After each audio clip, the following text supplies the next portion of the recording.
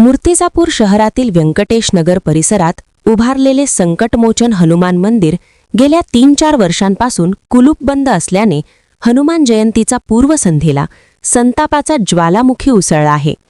प्रभू श्रीरामाचे परमभक्त हनुमानाच्या जयंतीसारख्या पवित्र दिवशीही भाविकांना देवदर्शनापासून वंचित राहावे लागत असल्याने भक्ती व्यक्त करायची तरी कुठे, असा तीव्र सवाल नागरिक करत आहेत.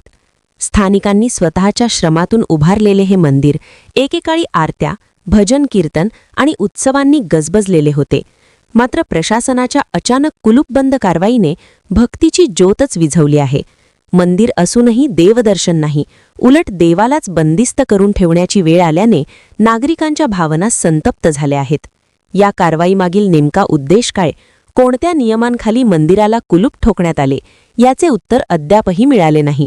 प्रशासनाचे मौन अधिकच संशय वाढवत असून देवांनाही कैद करण्यामागचा डाव काय, असा थेट सवाल आता जनतेकडून विचारला जात आहे. हनुमान जयंतीच्या तोंडावरच उभ्या राहिलेल्या या प्रश्नामुळे प्रशासनाची झोप उडण्याची शक्यता व्यक्त होत आहे. आपल्याला याविषयी काय वाटते, कमेंट बॉक्समध्ये लिहून कळवा. महाराष्ट्र मेल चॅनलला लाईक आणि सबस्क्राईब केले नसेल तर सबस्क्राईब करा. मूर्तिजापूर संतोष मानेसह महाराष्ट्र मेल ब्युरो रिपोर्ट.